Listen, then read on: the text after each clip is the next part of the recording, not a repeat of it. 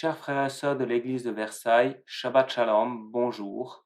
Nous sommes déjà dans le 5e jour de ce jeûne et prière sur le thème Choisir la bonne part.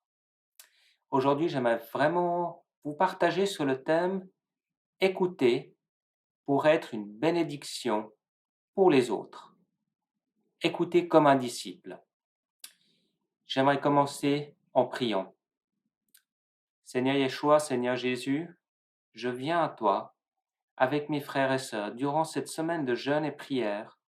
Nous voulons vraiment comprendre les différentes facettes de choisir la bonne part, la meilleure.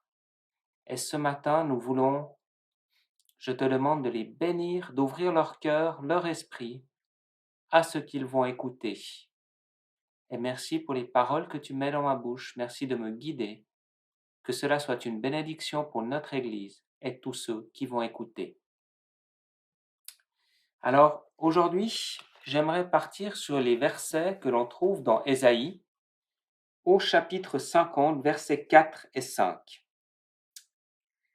Le Seigneur Dieu m'a donné le langage des disciples pour que je sache soutenir par une parole celui qui est épuisé.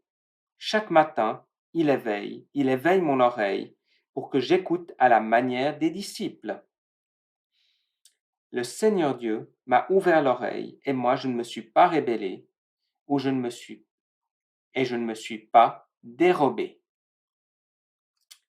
Dans la version en français courant, si on lit le 54, le début c'est « Que je sache avec quel mot je soutiendrai celui qui faiblit ». Alors, j'aimerais vraiment t'encourager à apprendre, à mettre du temps à part pour écouter Dieu. Peut-être que pour toi, écouter Dieu, ce sera te mettre dans ta chambre, fermer la porte et attendre tranquillement.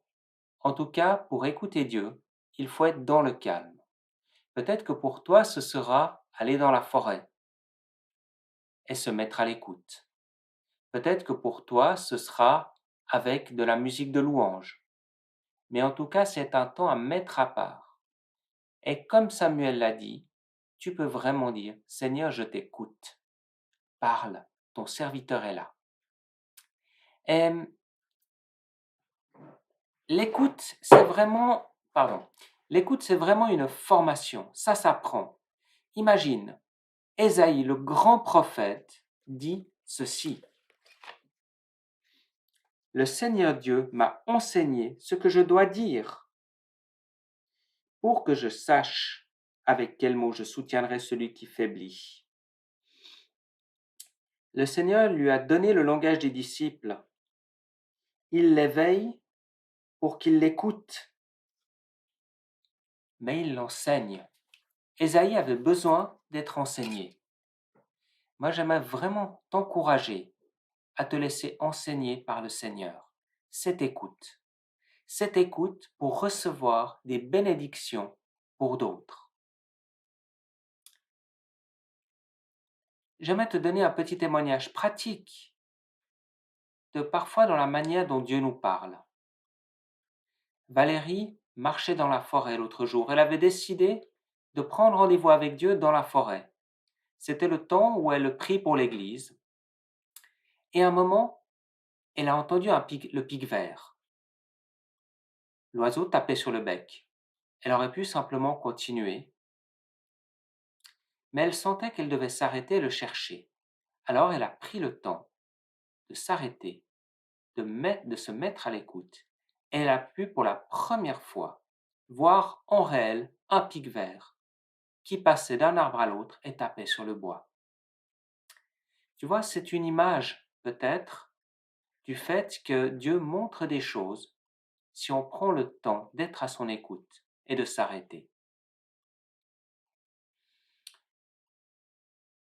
Nous essayons de prendre du temps pour écouter le Seigneur. Et un exercice a été, par exemple, d'écouter le Seigneur pour écrire une lettre à un ami. Et le Seigneur m'a mis à cœur des mots forts pour un ami qui est pasteur aussi, en Suisse.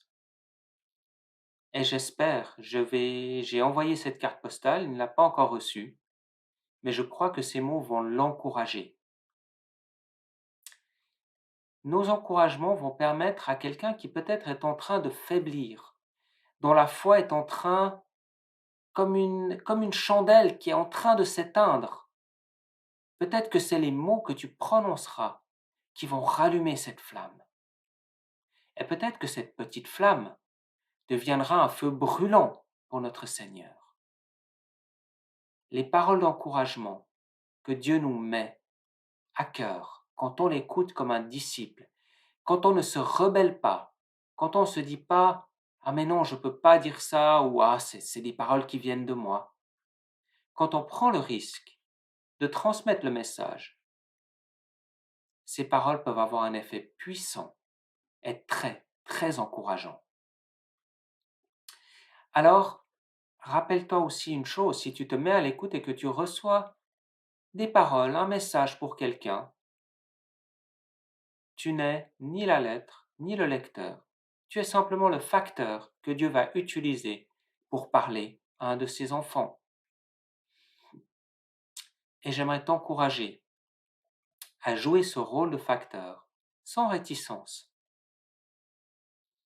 La bonne part que Dieu a pour nous, c'est qu'il nous parle.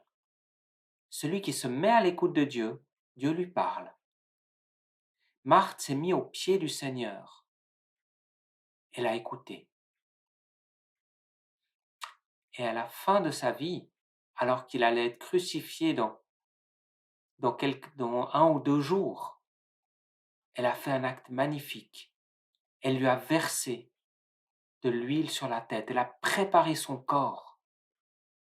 Un acte d'amour magnifique. Nous avons vu différents héros de la foi qui ont fait des choses fantastiques durant cette semaine. Daniel, Marthe et d'autres. Mais ces gens se sont arrêtés, ont pris le temps d'écouter le Seigneur, comme Fabien nous en a parlé lundi. Et ils ont transmis des paroles. Daniel a pu transmettre des rêves. Jésus priait, se mettait à l'écoute de son Père, et puis transmettait aux autres ce que son Père lui avait donné. Je crois que si Jésus avait besoin de prendre du temps dans la prière, avant des grandes décisions comme le choix des 12 apôtres, avant certains enseignements qu'il a donnés qui ont été marquants, nous aussi nous avons besoin d'être formés par l'Éternel pour transmettre sa parole et devenir des sources d'encouragement.